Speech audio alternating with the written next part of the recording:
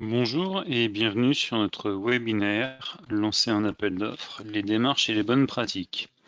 Donc, je vous remercie d'être présent aujourd'hui. Nous allons avoir une heure un peu chargée devant nous, il y a énormément de choses à dire. Donc je vais démarrer tout de suite par la présentation des objectifs de ce webinaire. Donc nous allons parler de choses très concrètes aujourd'hui, on va vraiment rentrer dans le vif du sujet. Comment est-ce que cela va se dérouler? Donc l'heure qui vient devant nous, donc elle va se dérouler de manière très simple, en trois grandes parties. Une première partie d'introduction. Donc je vais vous présenter la société REL IT. Donc je suis Vincent Fouquet, membre de la société REL IT. Donc nous allons faire un petit passage en revue de qui nous sommes et ce que nous faisons. Nous allons contextualiser aussi le webinaire. Pourquoi parler d'appel d'offres et de marché public aujourd'hui? Comment nous allons parler? Et donc ce que nous en dirons, ce que nous ne dirons pas. Nous n'avons pas le temps, dans les 50 minutes qui sont consacrées à cette présentation, d'aborder tous les sujets dans le détail, donc nous allons aborder les grandes lignes. Vous allez voir que l'introduction va être assez courte puisque nous allons très vite aborder le sujet des démarches et des bonnes pratiques dans le cadre des appels d'offres. On va commencer par se poser la question de pourquoi un appel d'offres, parler du besoin, de la réponse. On va parler essentiellement, majoritairement en fait, du rôle de l'acheteur, de ses bonnes pratiques à mettre en œuvre, des règles qui sont associées au rôle d'acheteur, ce qui est à faire, à ne pas faire, la réglementation dans les grandes lignes. On ne va pas rentrer dans le détail parce que ça peut être assez vaste, assez touffu. Enfin, il y a beaucoup de choses qu'on va survoler et on va voir également, donc malgré ce survol, les données, donc à quels endroits on peut trouver les informations et les outils que l'on peut utiliser en termes de référence pour toutes les pratiques de conduite d'appel d'offres. Et à 13h50, on prendra un temps, une dizaine de minutes sur l'heure qui est réservée pour les consacrer aux questions que vous pourrez poser pendant ce webinaire. Pour bien présenter les choses, donc nous avons l'outil GoToMeeting, GoToWebinar, qui nous permet de mener ce webinaire. Vous avez la possibilité pendant toute la présentation de pouvoir poser des questions. Donc moi je verrai les questions qui apparaîtront au fur et à mesure. Si c'est une question par rapport à une diapo, laquelle je peux répondre très rapidement, n'hésitez pas, je répondrai au fur et à mesure. Par contre, si la question est un peu plus complexe, ou si ce sont plusieurs questions qui viennent de plusieurs personnes, je prendrai le temps à la fin de repasser en revue en fait toutes les questions pour pouvoir approfondir et fournir les éléments de réponse qui peuvent être importants pour vous. Voilà, donc n'hésitez pas, les questions, vous pouvez les poser au fur et à mesure. Par contre, majoritairement, j'essaierai d'y répondre à la fin, sauf si ça peut être assez rapide à faire.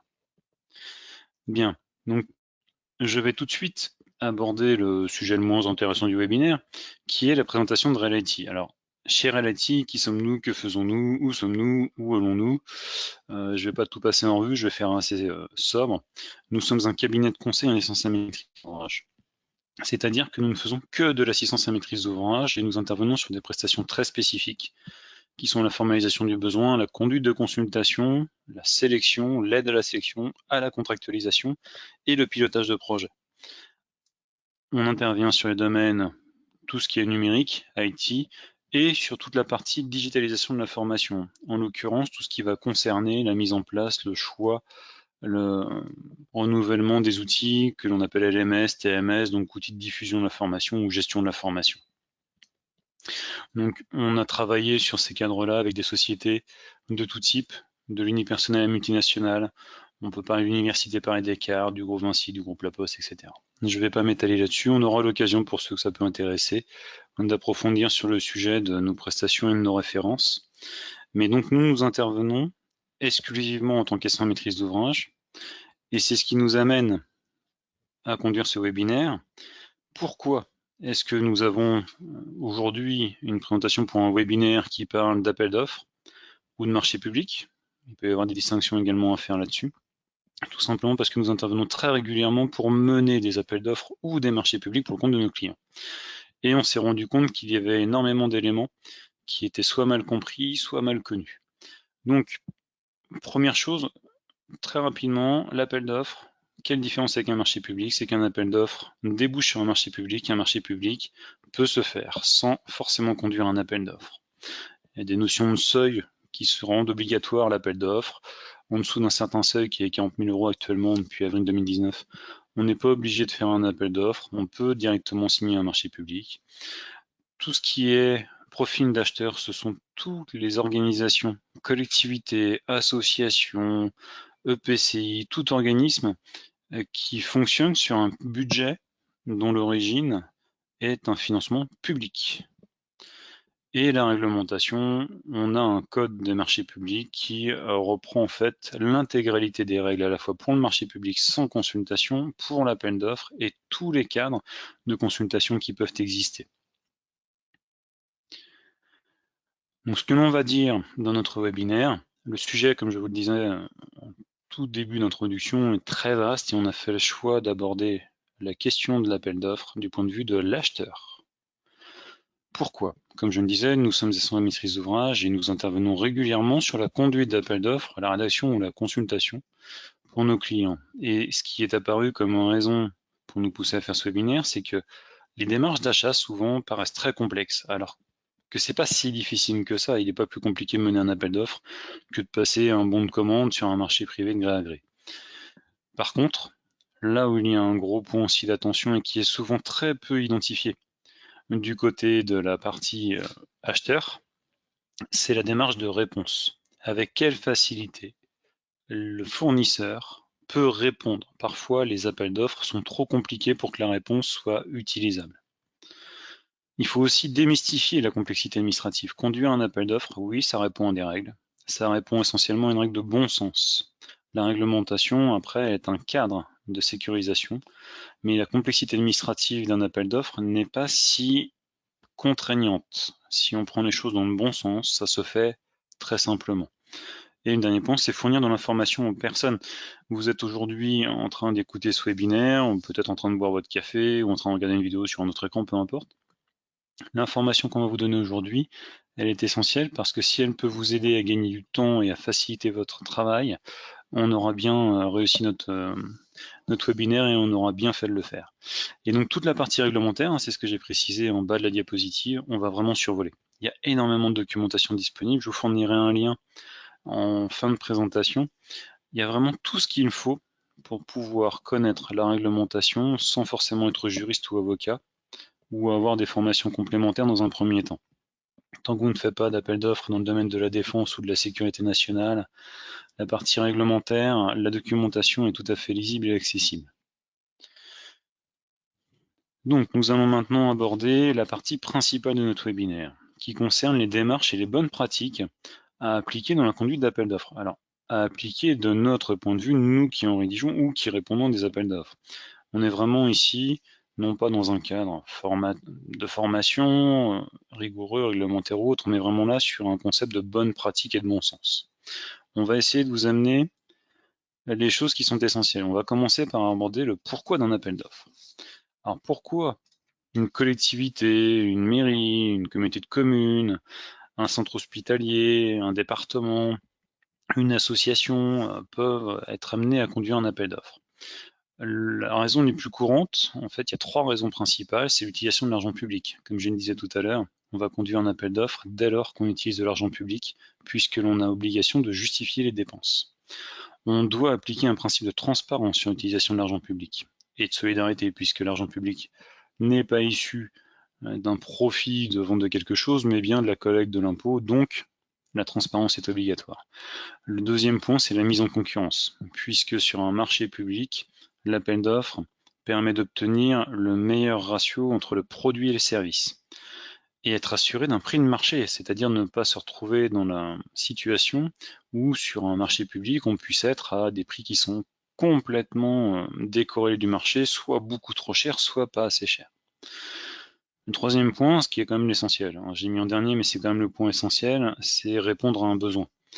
Parfois dans les collectivités, ou même très souvent, on ne va pas forcément avoir les compétences qui sont associées à un produit ou à un service auquel on doit répondre. Ou pour un besoin ponctuel. Je vais prendre le cas tout simple. Demain, vous êtes une collectivité, vous avez besoin de faire construire une école publique. Vous avez rarement chez vous un architecte, un service de maîtrise d'œuvre, un service BTP. Voilà, oui, il faut en fait pouvoir faire appel à des compétences ponctuelles, même sur des chantiers qui peuvent être importants, mais qui n'ont pas besoin d'être présentes en permanence dans vos services. Donc voilà les trois principales raisons pour lesquelles on peut conduire un appel d'offres. Alors ce ne sont pas tout à fait les seules, puisqu'en fait, ce qui est aussi, de manière plus pragmatique, intéressant dans l'appel d'offres, c'est la possibilité d'optimiser un budget, puisque sur un appel d'offres, on va commander des prestations, un service, un produit, et on va pouvoir le faire dans le cadre d'un budget prédéfini, avec des montants minimum, maximum, ce qui va permettre d'asseoir une assiette budgétaire prévisionnelle sur le marché qui sera conduit, qui sera signé à l'issue de l'appel d'offres. Le deuxième point, c'est qu'on va s'assurer de l'équité de l'attribution. Et ça, c'est très important parce que ça concerne le public comme le privé. Un appel d'offres, ou dans le privé, ce qu'on va appeler une RFP, un Request for Proposal, c'est forcément très documenté puisque vous fournissez des documents sur la base desquels les fournisseurs sont censés être capables de répondre. Donc on est censé être dans un environnement très documenté et exhaustif en termes d'information. Et derrière, le choix qui sera fait au moment où il est fait sur des critères les plus objectifs possibles est très difficile à critiquer ou à remettre en cause s'il est fait rigoureusement. Ça, c'est important dans le domaine privé, c'est essentiel dès qu'on fait des achats qui sont engageants en termes d'investissement. Et ça permet, de l'autre point de vue, et ça on l'abordera aussi de ce point de vue-là, mais du point de vue des fournisseurs, une équité de traitement. C'est-à-dire que les fournisseurs qui répondent savent qu'ils le font avec une véritable opportunité de gagner le marché, et pas juste pour servir de lièvre à d'autres entreprises dont on va considérer qu'elles ont déjà le marché, mais il faut les mettre en concurrence quand même. Et le dernier point, la réponse aux besoins, c'est ce qui était déjà évoqué sur la diapo précédente, mais on obtient une réponse à un besoin via un appel d'offres. La réponse, elle peut être simple, mais le besoin, il faut vraiment le définir. Il faut prendre le temps de le définir et conduire un appel d'offres oblige à définir ce besoin quand on fait correctement son appel d'offres. On y reviendra. Donc voilà les 6 raisons, les 3 principales, les 3 plus pragmatiques, officieuses, pour faire un appel d'offres. Et on a également, de même, des raisons de ne pas en faire. Il y a de vraies raisons pour ne pas conduire d'appel d'offres. Il faut le savoir, l'appel d'offres n'est pas toujours la solution, c'est une solution, c'est une démarche, mais il faut aussi, au niveau des collectivités, on insiste très souvent auprès de nos clients et de nos prospects sur ce sujet, il faut aussi savoir ne pas en faire. Alors le premier point, je parle des seuils. Il faut savoir que la réglementation, et c'est assez clair et assez simple en fait à identifier, les appels d'offres publics aujourd'hui, la conduite d'appel d'offres n'est obligatoire qu'à partir de 40 000 € de budget annuel. Si vous avez un appel d'offres produit-service qui implique un budget de 40 000 € ou plus, vous devez faire un appel d'offres. En dessous, vous n'êtes pas obligé. La seule contrainte, c'est quand si vous passez un marché public à moins de 40 000 €, vous devez le faire sur un marché qui est cohérent en termes de prix et parce que la compétence ou le produit ou le service que vous acquérez est justifié. Typiquement, nous, quand on intervient en tant que prestataire, on rédige des dossiers de consultation pour les entreprises pour les appels d'offres publics. Nous, forcément, on est largement sous ce seuil-là. On peut intervenir. On peut faire intervenir un cabinet d'architectes pour renseigner un dossier, pour un appel d'offres, pour du BTP ou pour de l'urbanisme. Ça permet de faire gagner énormément de temps. Un appel d'offres, c'est un temps qui est rarement compressible, entre 6 et 9 mois, de manière très objective. Entre le moment où on décide de le faire et le moment où on le finit. Donc parfois, ces 9 mois-là peuvent être utilisés à autre chose. Alors je parle du seuil de 40 000 € pour les appels d'offres publics. Il faut savoir qu'il y a 2 autres seuils. À moins de 25 000 €, vous n'êtes pas obligé de le dématérialiser, c'est-à-dire que vous pouvez le faire en papier, le diffuser dans le journal et ne pas utiliser plateforme web. Et si vous êtes une collectivité, une mairie ou une Comcom, pour l'anecdote, si vous achetez des livres non scolaires pour une bibliothèque, une médiathèque ou pour votre équipement pour les services municipaux, c'est 90 000 € le seuil. Ça, ces seuils-là sont assez faciles à trouver, c'est bien documenté. L'autre chose aussi, c'est quand un besoin est mal exprimé. Ne pas faire d'appel d'offres. Parce que dès qu'on a un besoin qui est mal exprimé, si vous vous dites « Ah, aujourd'hui, on va faire télétravailler tous les services administratifs », eh ben, il faut que quelqu'un mette ça en place. Votre besoin, c'est pas le télétravail, le besoin, c'est toute l'infrastructure informatique, la formation, les outils, les PC, les logiciels. il faut savoir mettre le curseur au bon niveau de description du besoin. S'il n'est pas au bon niveau, il est mal exprimé. S'il est mal exprimé, votre appel d'offres ne sert à rien. Sauf que vous avez publié, vous aurez dépensé du temps et de l'énergie dessus, et des gens vont dépenser du temps, de l'énergie et de l'argent pour y répondre, et de même pour vous, pour le dépouiller. Et là, on peut vraiment être sur des problématiques extrêmement coûteuses, très longues, et qui ne déboucheront sur rien. Et il faut savoir aussi que parfois, dans le besoin que l'on va exprimer, les compétences qui sont en interne peuvent largement suffire avec potentiellement plus de formation pour répondre à ce besoin. Donc le besoin, il va être très important de le définir, de l'exprimer de manière transversale dans son organisation. Alors, dès qu'on tape sur des grosses collectivités, c'est très compliqué, mais en général, il y a une cartographie des compétences qui est un peu plus aboutie que sur des municipalités ou des Comcom, voire des départements. Mais la compétence interne ou les services internes peuvent être de vraies réponses à des besoins qu'il vaut mieux ne pas passer en appel d'offres. Et une troisième point, je nierais l'avoir dit si jamais on me met en doute là-dessus, mais il faut jamais faire d'appel d'offres sur un effet de mode. Jamais. C'est une erreur qui est trop courante et c'est un vrai problème. On ne trouve jamais de solution à un effet de mode puisqu'un effet de mode n'est pas un besoin, c'est une lubie. Et pour ceux qui travaillent en collectivité, on le sait, ça peut arriver parfois à quelques cas très restreints, potentiellement un élu qui a vu une pub à la télé et qui sort dans son service informatique ou dans son service urbanisme, ah, il me faut ça pour demain. Ah là, c'est fini. Vous savez que l'appel d'offres est un échec. Donc là, typiquement, c'est une erreur de conduire une consultation dans ce cadre-là. Et là, il faut reprendre le premier point, c'est avant de faire la consultation, aller demander à quelqu'un. Aller demander à quelqu'un d'externe de valider ou pas s'il y a un vrai besoin derrière ou si on est juste sur un coup de tête. Donc il faut savoir que sur les appels d'offres, on a des raisons d'en faire, des raisons de ne pas en faire. Mais il y a un aspect aussi, c'est qu'il y a un aspect très stratégique dans la manière de conduire son appel d'offres. On parle des appels d'offres de manière générale qui permettent de signer des marchés publics. Il faut savoir qu'il y a plusieurs catégories dans les appels d'offres. Alors, c'est assez amusant parce que souvent, on l'explique nous-mêmes aux collectivités qui publient des appels d'offres parce que tout le monde ne le sait pas. Vous avez les marchés publics, les MP, et les MAPA qui sont les marchés à procédure adaptée. Alors, les MAPA sont liés à des seuils, moins de 90 000 euros.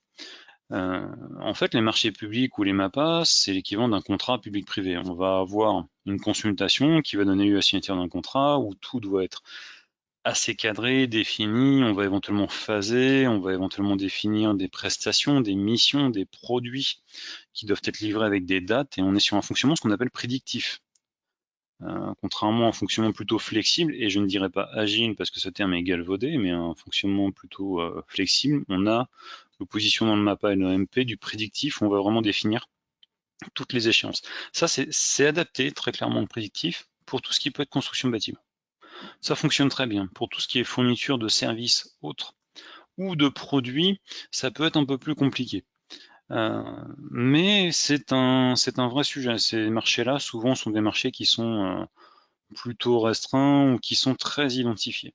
Dès qu'on est sur de la prestation, sur du service qui peut être à géométrie variable, parce qu'on peut avoir des vrais services à géométrie variable dans les marchés publics, c'est l'accord cadre. L'accord cadre, c'est un marché public qui est assez que nous on rencontre très très souvent, en fait on y répond très souvent, qui permet aux collectivités, aux donneurs d'ordre, d'acquérir un engagement sur des prestations, sur des montants de prestations, sur des mises à disposition de prestations et un cadre de prestations d'une entreprise ou de plusieurs entreprises, si c'est mono ou multi-attributaire, et qui permet éventuellement de remettre en cause des prix ou des prestations à chaque bon de commande.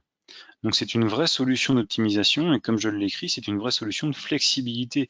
Une collectivité qui veut par exemple refondre toute une méthodologie dans son service informatique, il vaut mieux faire un accord cadre que de passer à un marché public, parce que le marché public, vous allez solliciter 5 consultants à temps plein dans votre service informatique, alors qu'ils n'ont pas besoin d'être à temps plein, ils peuvent très bien faire du ponctuel ou en pointillé, ou intervenir à distance, ou en fonction de la montée de charge, et ça c'est l'accord cadre qui me permet vraiment de manière très simple. Donc ça, ce sont les principales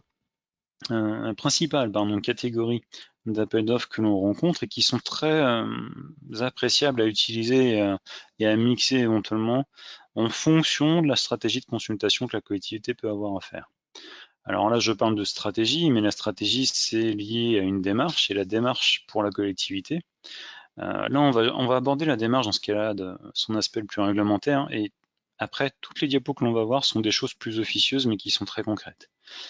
Donc pour finir sur les points un peu réglementaires, la démarche d'un appel d'offres répond à une publication qui n'est pas obligatoire en dessous de 40 000 €, qui n'est pas obligatoire en dessous de 90 000 dans le cas d'achat de livres non scolaires. D'autres cadres, je vais surtout pas aborder aujourd'hui la partie appel d'offres des marchés sécurité ou défense, ou voire même la santé, c'est très spécifique. Il y a des éléments réglementaires qui viennent en plus. De manière très générale, la publication, on va considérer qu'elle est obligatoire, et vous êtes obligé de dématérialiser à la fois la publication et la gestion de la réponse à appel d'offres dès lors que le marché dépasse 25 000 €. Alors c'est pas anodin, parce que ça implique que dans les collectivités, vous devez avoir quelqu'un qui est soit formé, soit compétent pour utiliser les plateformes de dématérialisation.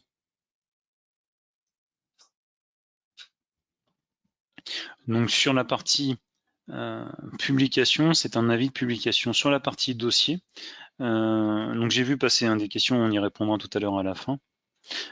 Sur la partie dossier, le DCE, le dossier de consultation des entreprises. Donc là, c'est toute la documentation qui est nécessaire pour pouvoir répondre, pour un fournisseur, pour pouvoir répondre à l'appel d'offres.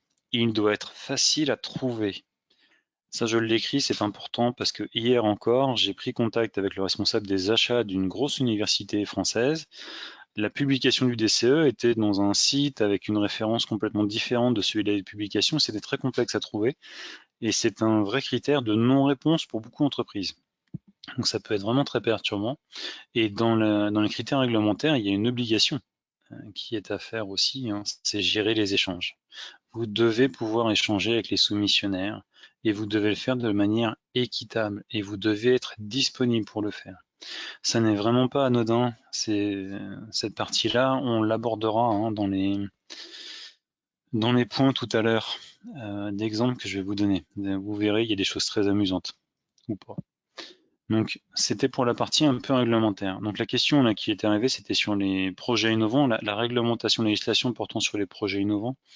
Comme je disais, je ne vais pas rentrer dans toute la partie législative ou réglementaire, puisque là, on est vraiment sur des sujets qui sont à la fois très bien documentés, je vous donnerai une référence tout à l'heure pour avoir les informations là-dessus, et qui sont vraiment du domaine du juridique, et ça peut être assez spécifique. On va aborder de manière un peu plus superficielle tous ces aspects-là. Là, on va rentrer vraiment dans le vif du sujet, dans le concret, sur les bonnes pratiques à mener, à avoir quand on mène un appel d'offres.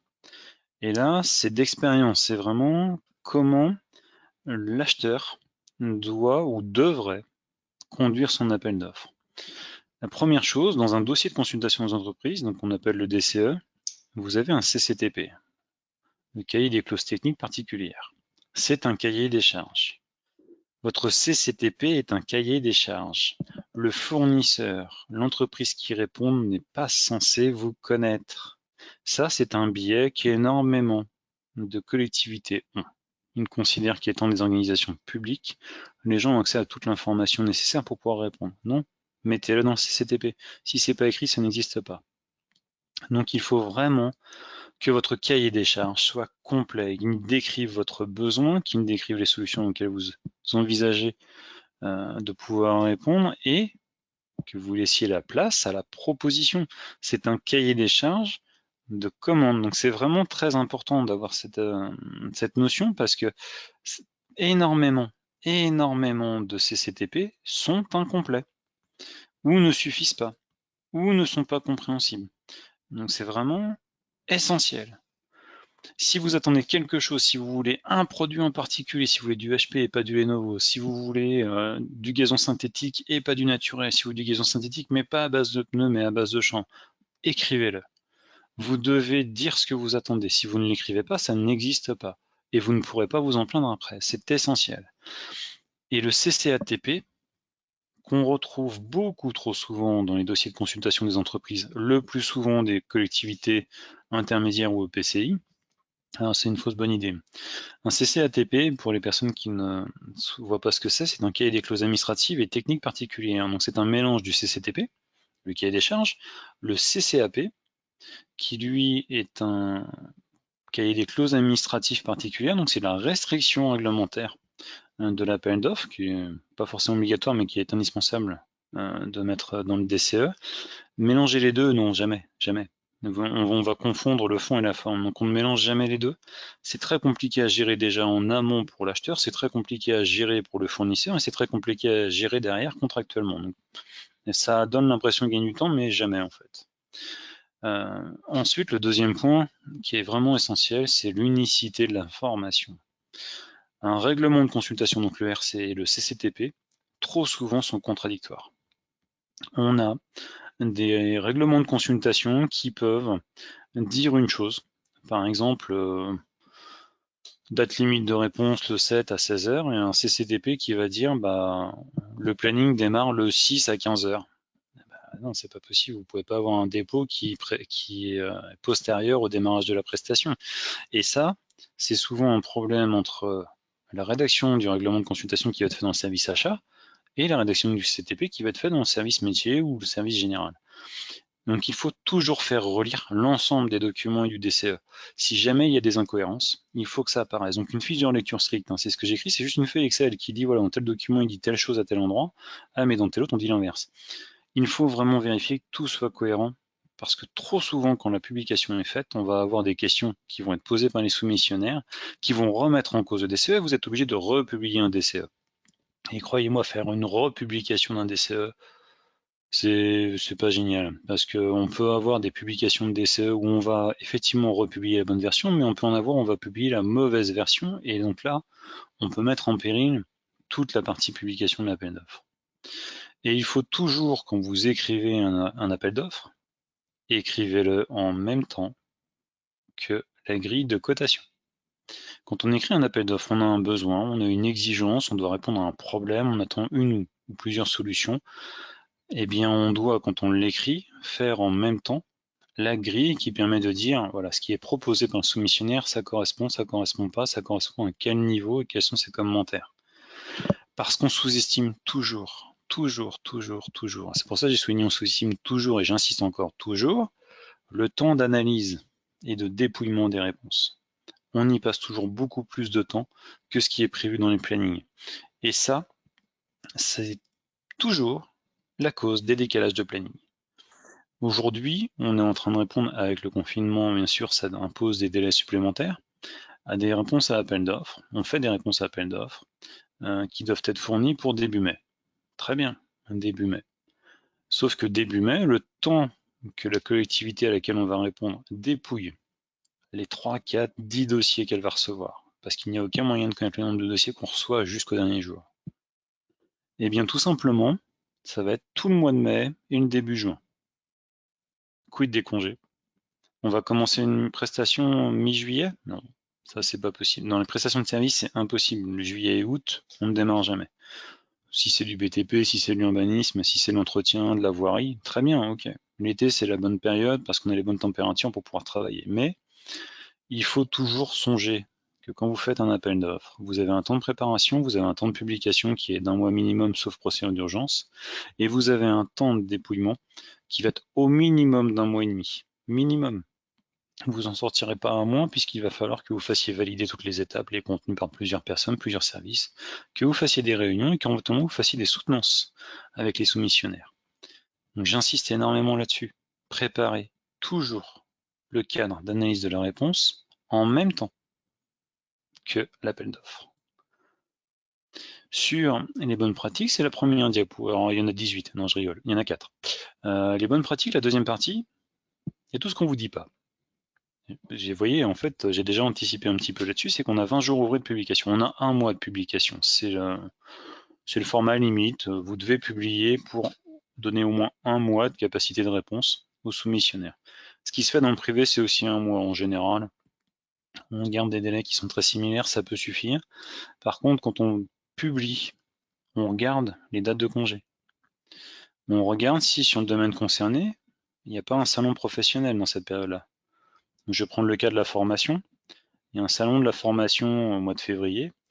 Ne publiez jamais un appel d'offres concernant la mise en place de formation ou de mécanismes de formation en CFA, alors que le salon de la formation se déroule dans la période de consultation parce que les 3/4 des commerciaux ne sont pas disponibles. Donc vous allez avoir des sociétés qui vont dire bah, je ne réponds pas à l'appel d'offres puisque moi j'ai déjà mon salon sur lequel je vais générer de l'activité. Donc c'est un vrai questionnement à avoir, hein. Le calendrier du domaine professionnel sur lequel on fait la consultation, il faut le connaître quand on publie. Parce que le calendrier, je l'ai écrit de manière un peu humoristique, mais c'est totalement vrai, le calendrier n'est jamais votre ami, jamais. Vous serez de toute manière toujours en retard sur votre appel d'offres. Mener un appel d'offres dans un cadre précis et arriver à une date précise, c'est extrêmement compliqué. Nous, on y arrive aujourd'hui dans nos prestations parce qu'on a dû en faire 200 ou 300 des appels d'offres. Aujourd'hui, on arrive à piloter à 8-9 mois, mais en expliquant aux clients que de toute façon, toutes ces estimations sont fausses et qu'il faut toujours prévoir du retard. Donc c'est vraiment la date de publication et la date de dépôt limite sont vraiment importants dans les bonnes pratiques et ne faites pas de date de dépôt limite un lundi à 14 h.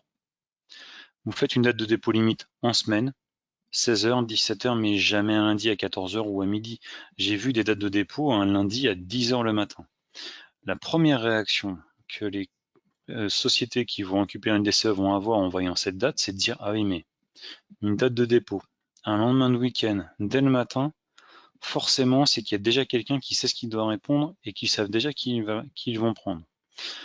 C'est faux, parce qu'en fait la date de dépôt limite, on ne fait pas forcément attention, on se dit en début de semaine, comme ça on aura le temps de dépouiller. Non, prenez en compte aussi l'autre aspect, c'est la capacité de l'entreprise à pouvoir répondre à la dernière minute, à pouvoir mobiliser une ressource à la dernière minute, à pouvoir signer, parce qu'on a parfois, et j'ai vécu ça, il y a très récemment sur un appel d'offres pour le groupe Vinci, une des entreprises sur laquelle on comptait en tant que soumissionnaire nous dire le matin même, je ne peux pas vous envoyer la réponse puisque notre directeur est en déplacement, qu'il n'est plus joignable jusqu'à demain matin. Et en fait, alors effectivement, il y a la date à prévoir, mais le déplacement était prévu aux dernières minutes, sauf que la remise un mardi matin, ça complexifie les choses un peu pour tout le monde.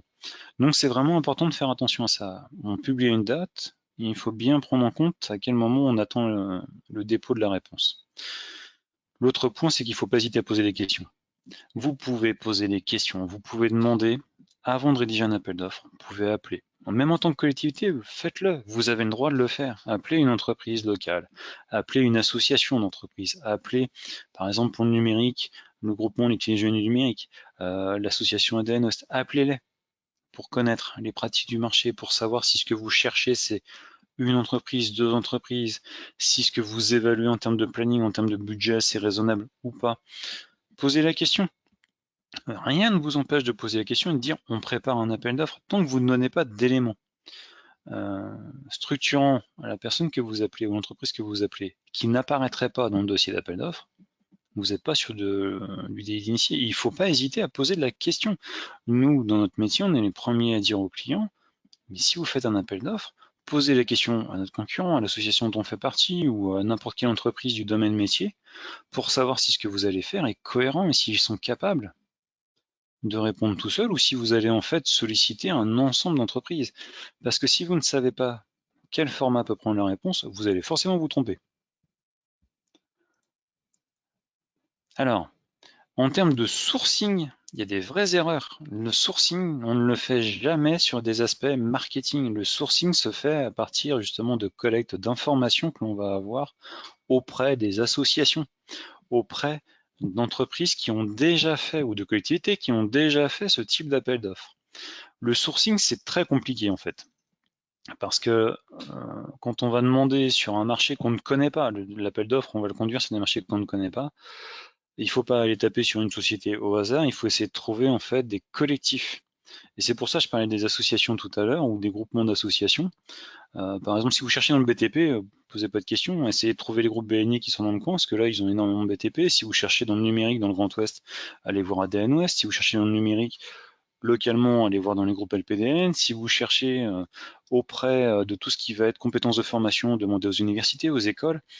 Mais c'est vraiment au cas par cas. Et il ne faut pas hésiter à solliciter des cabinets conseils, des juristes pour savoir voilà, qui est le public le plus adapté. La CCI est une très bonne, un très bon indicateur de sourcing, la CCI. C'est à la limite, quand on n'a pas de connaissances sur des fournisseurs, la CCI, c'est le premier contact à prendre. Et le dernier point là-dessus, hein, et je dis bien, hein, vous pouvez toujours interagir avec les candidats. Vous allez poser les questions avant, une fois que vous allez avoir publié, vous allez pouvoir faire de l'interaction, vous allez pouvoir mettre en place des soutenances, poser des questions, vous allez pouvoir challenger, pour parler à l'anglicisme, les propositions qui vous sont faites, et vous allez même pouvoir demander ce qu'on appelle des POC, des Proof of Concept, c'est-à-dire que demander à ce que, en visuel, en présence ou à distance, le candidat vous prouve que ce que vous voulez faire, il va le faire, et comment il va le faire. Ça, c'est le premier point, les soutenances. Le deuxième point, c'est les prix injustifiés.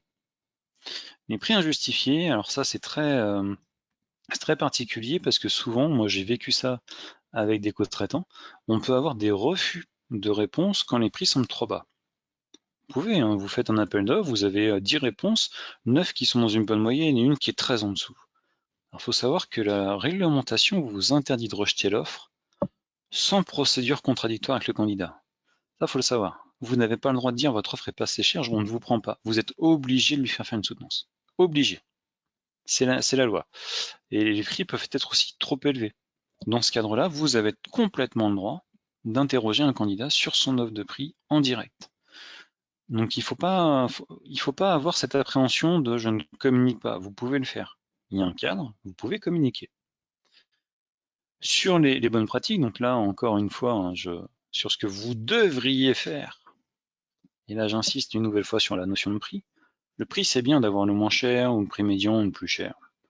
Visez la qualité. C'est pas parce que vous avez un prix qui est pas cher et que vous avez dit que c'était ça le critère majoritaire de votre sélection que vous allez faire le bon choix.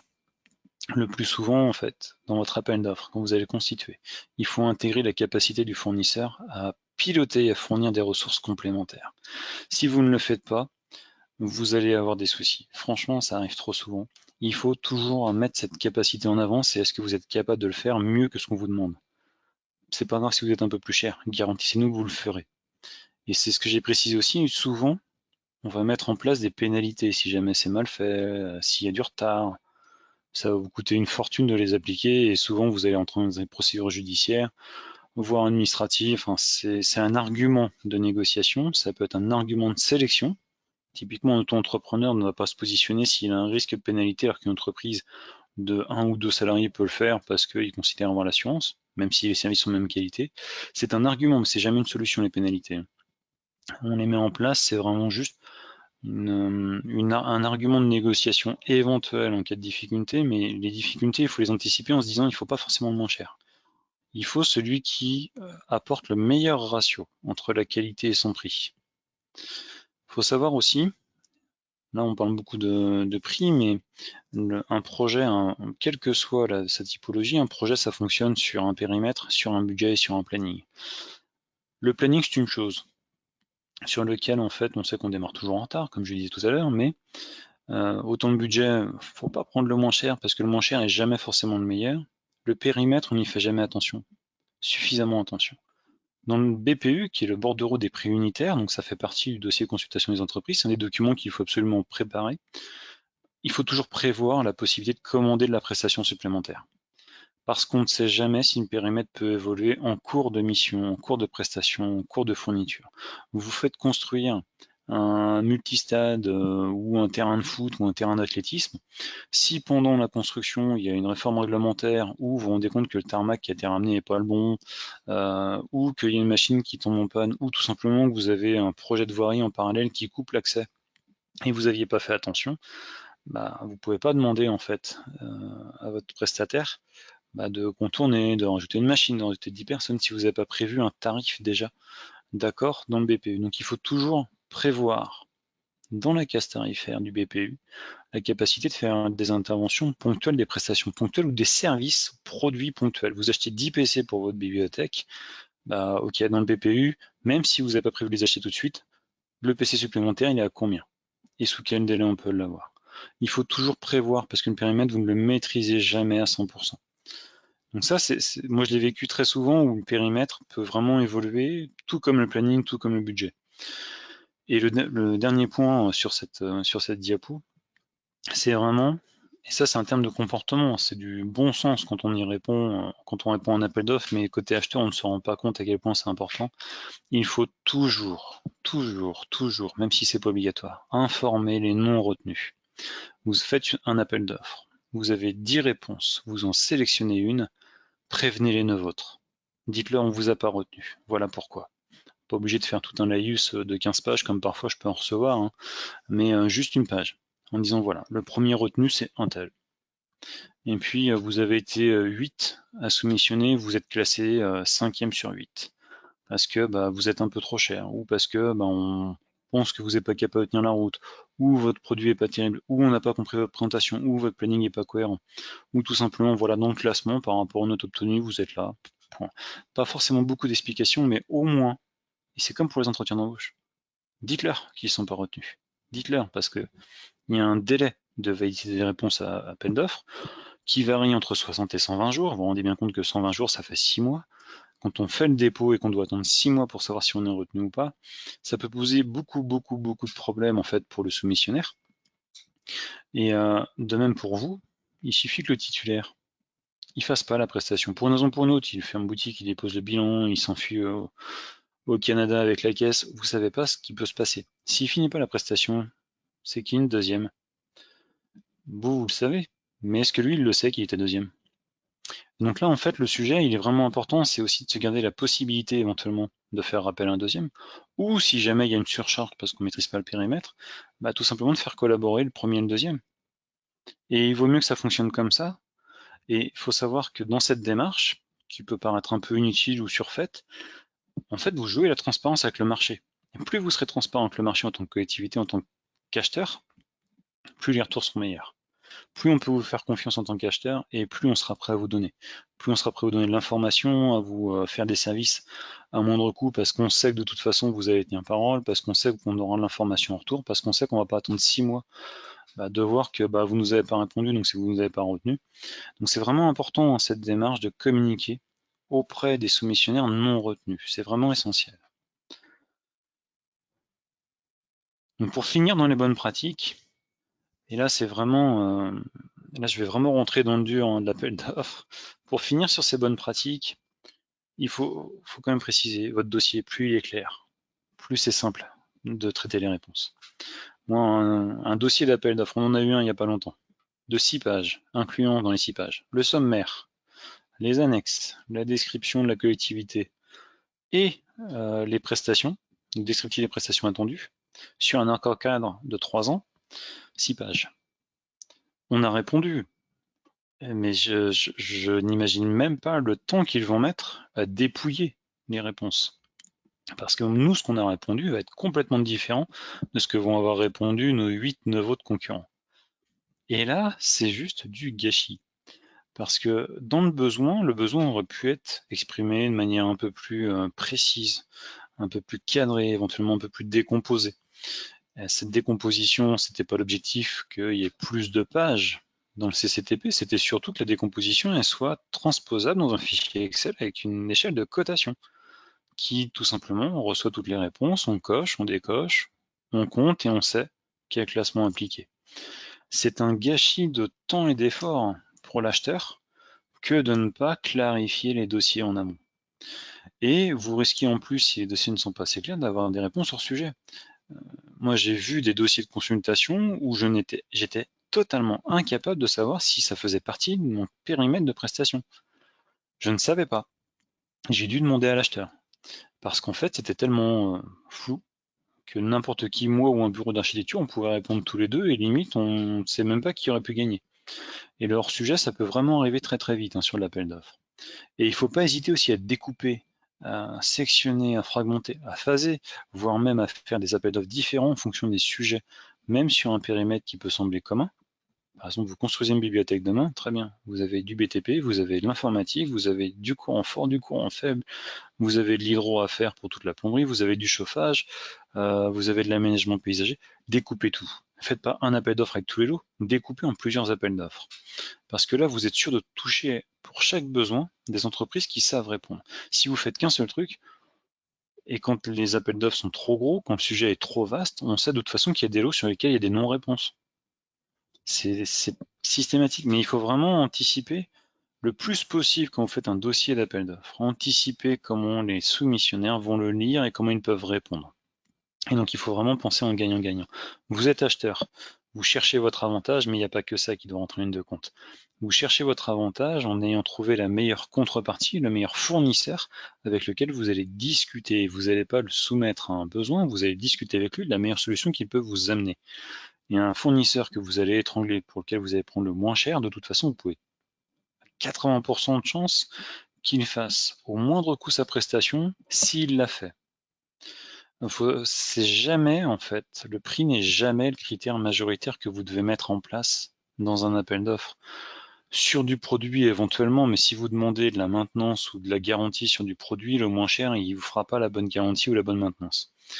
Donc il faut vraiment faire très attention à un équilibre, c'est un ratio prix-service.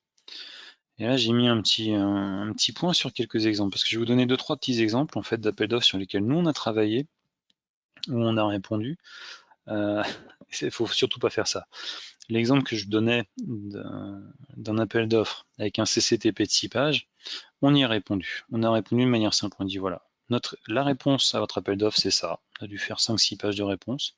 Et la réponse que l'on aurait fait si vous aviez fait un appel d'offres normal par rapport à votre besoin, parce qu'on maîtrisait le sujet, il devait faire 20 pages. Et en fait, cette collectivité, qui est une métropole du nord de la France, tout simplement, on a traîné pendant 8 mois, on a fait plusieurs tours de négociation, on a fait des entretiens, des visios. Et à la fin, en fait, le constat qu'ils nous ont fait, côté achat et juridique, c'est de dire, mais finalement, on s'est trompé, il aurait fallu qu'on le fasse différemment, l'appel d'offres. Bah oui, clairement. Et on leur a proposé plutôt de nous que de répondre au marché, finalement, de leur écrire leur appel d'offres. Donc ça, c'est vraiment, c'est une procédure qui est totalement, c'est une perte de temps, 8 mois. Ça a duré 8 mois et on aura la réponse fin avril. Donc vous voyez, c'est vraiment du gâchis, mais pour eux comme pour nous en fait. On s'est tourné autour alors qu'on pouvait aller très très vite. Et dans ce cadre-là, on a vécu aussi avec une autre métropole à côté de chez nous, un appel d'offres auquel on a répondu. Le sujet de l'appel d'offres, c'était une prestation de rédaction d'appel d'offres. Et là, ça pose un vrai problème parce que la prestation à laquelle on a répondu pour la rédaction de l'appel d'offres était d'un montant inférieur à 40 000 euros. Pourquoi faire un appel d'offres? Parce que nous, on est juste à côté, effectivement, mais il y a d'autres cabinets, il y a d'autres bureaux d'études qui pouvaient très bien rédiger cet appel d'offres à proximité. Gagner du temps, appeler les personnes effectivement qu'on connaît. Alors, potentiellement, il peut y avoir des remises en cause d'intérêt. Il y a des services éthiques qui permettent de justifier que oui, on peut faire appel ou pas. Ou alors de passer par une CC ou de passer par une recommandation. Ça se justifie sans forcément passer par un appel d'offres. On a fait également, alors on ne l'a pas répondu, mais on a vu passer un appel d'offres du ministère de la Justice qui était vraiment extrêmement bien fait. Je l'ai pris en exemple pour mes collaborateurs, le dossier de consultation du ministère de la Justice pour un sujet RH, informatique RH, était vraiment très très bien fait. On n'y a pas répondu parce qu'en fait, il faisait tout et n'importe quoi dedans. Il devait y avoir 15 lots dans le même appel d'offres, sauf qu'il était tellement dense, très très bien écrit, très bien cadré, mais beaucoup trop complet. On n'a pas fait la réponse, impossible. En un mois et demi, on ne pouvait pas répondre à tout, même sur les différents lots qu'on pouvait faire. Et ça, c'est vraiment des pièges sur tout ça. Et nous, quand on intervient sur des rédactions d'appels d'offres, nous, on passe 10-15 jours maximum pour rédiger l'ensemble du dossier et des pièces. On va faire de l'audit, on va faire de l'exformalisation du besoin. Nous, c'est notre métier, on fait que ça. Et derrière, la consultation, que ce soit le déroulé de consultation ou la partie sélection, on va intervenir moins d'une dizaine de jours. Donc on est largement sous les seuils. Et ça, c'est vraiment dommage que derrière, en contrepartie, on voit des collectivités ou des services entiers ou des personnes vont s'épuiser pendant 1 mois, 2 mois, 3 mois à rédiger les documents. Ils vont les publier avec des dizaines d'erreurs. Il va falloir republier. Les questions-réponses aussi, les échanges ne vont pas être cohérents. Et pour aboutir sur un choix qui, au bout de 6 mois, on s'est trompé, on n'a pas pris mon prestat.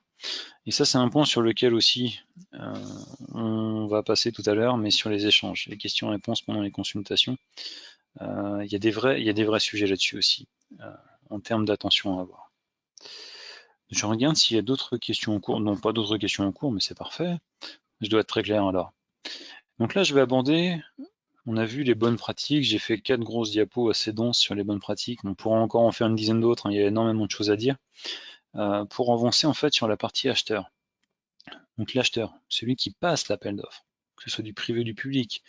On parle bien de la personne morale, c'est pas la personne physique, personnelle, qui le fait à son nom, il engage la personne morale. L'acheteur définit un besoin, définit ses conditions. En fonction des seuils, ils vont être dictés plus ou moins par la réglementation. Et il répond à des règles à la fois réglementaires, législatives et aussi éthiques.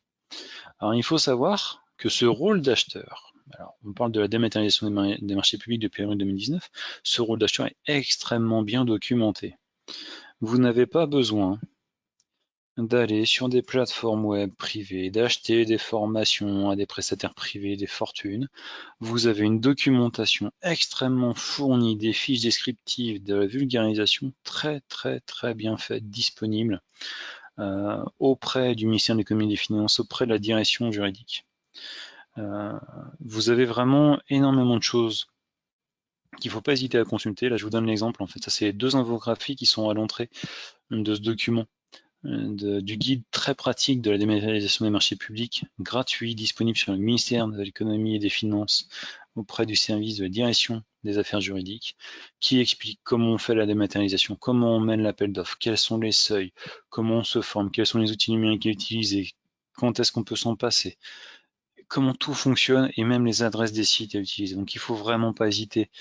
Allez sur le site du ministère de l'économie et des finances, allez sur l'onglet de la direction des affaires juridiques, allez voir les fiches concernant les appels d'offres et marchés publics, vous allez voir. C'est une mine d'informations qui est sous-exploitée. Là, ce qu'on a vu avant, c'est vraiment de la bonne pratique sur comment il faut le faire, mais en termes réglementaires, là, vous allez avoir toutes les informations. Et concernant les projets innovants, vous avez tout un ensemble de fiches aussi disponibles sur ce site. Le site, c'est économie.gouv tout simplement, et c'est l'onglet direction des affaires juridiques. Donc voilà, on a parlé de beaucoup de choses, beaucoup. J'aurais pu parler d'énormément plus de choses, mais on n'a pas malheureusement 10 heures devant nous. Donc on va avancer sur un dernier point, qui est vraiment concrètement, quels outils utiliser.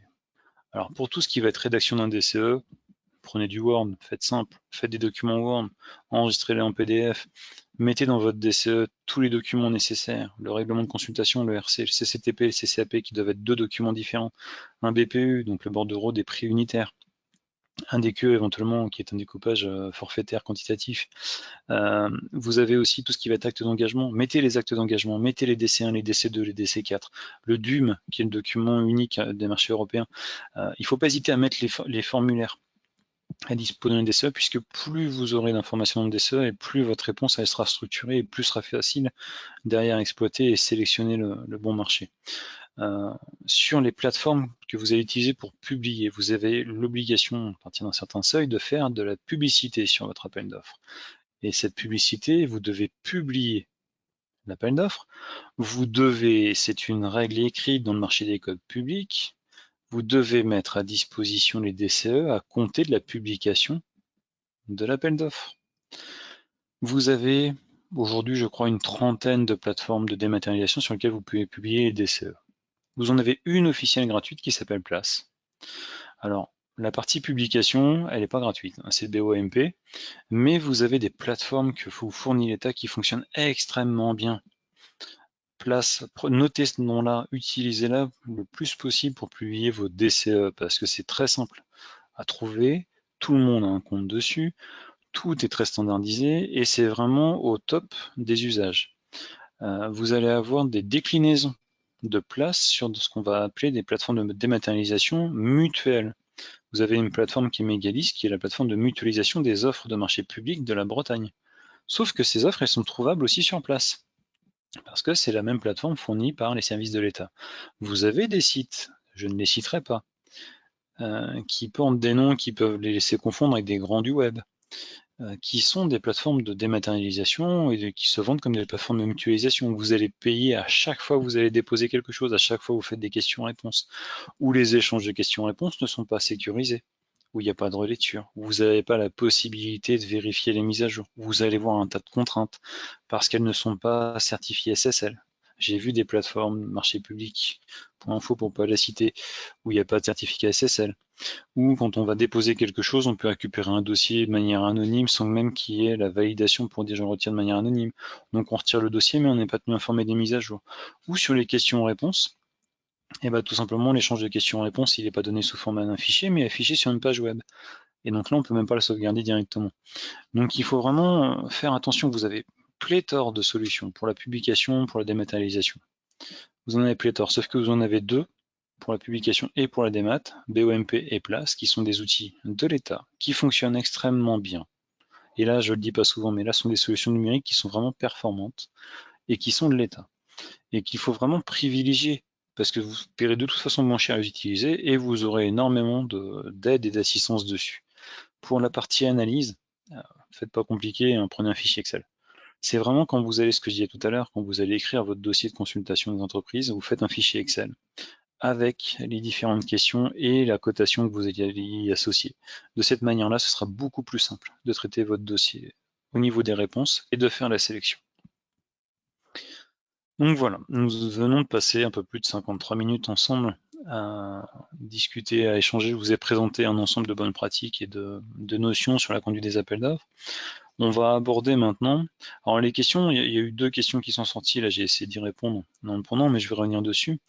Donc sur la notion de législation sur les projets innovants. Alors on a, nous, chez LPDN à Ancenis, on a un expert de l'innovation qui pourrait vous répondre, mais là on est vraiment sur une partie réglementaire et législative. Je la maîtrise pas suffisamment, par contre, je vous le disais, sur la plateforme sur le site du ministère de l'économie et des finances, vous avez énormément de documentation là-dessus, et si vous n'avez pas assez, n'hésitez pas à poser la question directement au service de l'État via BLAS, via la CCI, ou tout simplement directement faites un petit mail au service de la direction des affaires juridiques. Franchement, on n'est pas, je vous le disais en préambule, il faut démystifier l'administration, on est vraiment sur des... On a énormément d'informations dans ce domaine, et elle est très accessible. Donc il faut vraiment, faut pas hésiter. Et une deuxième question qui avait été posée, j'avais essayé d'y répondre justement sur les problématiques de sourcing, côté acheteur et côté vendeur. Alors, le sourcing reste toujours très compliqué. Moi, je suis toujours très favorable à tout ce qui va être appel d'offres ouvert pour éviter les présélections et un sourcing qui peut être malheureux. Mais si on a besoin de faire du sourcing, il faut aller voir quelqu'un qui est justement dans une vision plutôt transverse du marché et des solutions proposées sur le marché. La CCI, les associations d'entreprises sont les meilleurs acteurs à contacter dans ce cadre-là. Je vous l'ai écrit là, hein, mais si jamais vous avez une question, vous ne dites pas qu'elle est bête. Hein. C'est la seule question bête, c'est celle qu'on ne pose pas. Si éventuellement vous la posez un peu plus, juste après, c'est pas grave, hein, j'essaierai d'y répondre quand même. Là, je vais essayer, puisqu'il n'y a pas d'autres questions, pour rester dans le créneau, de faire une brève synthèse de tout ce qu'on a pu voir. Puisqu'on l'a vu en tant qu'acheteur, j'ai pas voulu aborder le sujet en tant que soumissionnaire. On est vraiment là sur une position d'accompagner dans cette démarche les acheteurs pour faciliter le travail de tout le monde, à la fois le leur et à la fois celui des soumissionnaires. Mais en tant qu'acheteur, n'oubliez jamais que la réglementation, c'est un gage de rigueur. Si vous suivez la réglementation à minima, vous êtes dans la rigueur qui est nécessaire pour mener l'appel d'offres. Vous avez de la documentation, elle est fournie, elle est disponible, vous allez avoir du monde pour vous aider à la comprendre. C'est facile, c'est pas parce qu'il y a du volume que c'est compliqué. Faut pas hésiter à aller voir, vous allez sur Google, vous allez sur le ministère de l'économie, les choses sont très très bien faites, il y a des fiches vraiment explicatives, c'est vraiment, maintenant c'est devenu très très simple. L'autre point, c'est utiliser au maximum les outils de l'État. Et alors surtout ne pensez pas que c'est parce que c'est privé ou parce que ça ressemble à du Amazon Web Service ou parce que ça s'appelle marché public que c'est public. Non, non. Vous avez deux outils qui sont Place et le BOMP. Place, c'est le marché public de l'État. C'est la place, c'est la... Je ne sais plus ce que veut dire l'acronyme, mais ça se trouve très facilement. Vous tapez Place, marché public, vous allez le trouver. Le BOMP, le bulletin officiel des annonces de marché public. Les deux outils fournis par l'État qui, en plus, donnent accès aux outils de publication européens dès lors qu'on dépasse un certain seuil de montant de marché. Utilisez les outils de l'État. Ils sont très bien, très performants. Franchement, je ne le dis pas souvent, mais privilégiez les outils de l'État. C'est ce qu'il y a mieux. Vous en sortirez le mieux comme ça. La partie rédaction, clarifiez le plus possible, répétez les évidences. Si vous pensez que tout le monde vous connaît, c'est déjà une erreur. Vous êtes une collectivité, quelle que soit votre taille, vous êtes une mairie, 10 agents administratifs, c'est pas grave, c'est pas parce que vous êtes 10 dans votre mairie que celui qui vous répondra, il connaît les 10. Au contraire, plus vous avez l'impression que les gens sont censés être au courant de ce que vous faites, et moins c'est le cas. clarifier le plus possible. Si vous avez un besoin, gardez en tête que vous avez un seuil en dessous duquel vous n'êtes pas obligé de passer un appel d'offres. Dans la consultation, soyez toujours rigoureux dans les échanges, dans les réponses. Ne donnez jamais le nom des personnes qui ont posé la question dans les réponses. J'arrive trop souvent à connaître mes concurrents sur des dossiers parce que dans les réponses, on donne le nom de la personne qui a posé la question. Et sachez que vous sous-estimerez toujours le temps de dépouillement. Toujours. Quant à l'attribution sur un appel d'offres, n'oubliez jamais que le coût qui sera affiché, qui est dans l'acte d'engagement, c'est pas forcément le coût réel, parce que ça peut toujours se faire négocier, il peut toujours avoir une variation de périmètre, il peut toujours y avoir une variation de planning, il peut toujours y avoir un changement de prestataire ou une sous-traitance. Donc, contractualisez, mais gardez toujours la capacité d'adapter la contractualisation. En conclusion, je ne vous dirai qu'une chose, la rigueur, c'est le confort. Soyez rigoureux, ce sera d'autant plus confortable pour mener vos consultations. Et si notre webinaire vous a plu, si ça vous a plu, si vous avez d'autres questions, surtout n'hésitez pas. Vous pouvez me contacter, donc moi directement, Vincent Fouquet, je suis consultant senior chez Reality, ou Julie Audet, notre chargée d'affaires, très souriante et très aimable, qui sera à votre disposition pour répondre également à vos questions et à vos demandes. Je vous remercie d'avoir suivi ce webinaire, de m'avoir supporté pendant 1 heure. Et bien évidemment, nous mettrons à disposition la vidéo enregistrée de ce webinaire sur les réseaux sociaux, notre site, sur YouTube et LinkedIn sans doute. Et vous aurez la possibilité de réécouter de nouveau ma charmante voix. Merci, bonne journée, au revoir.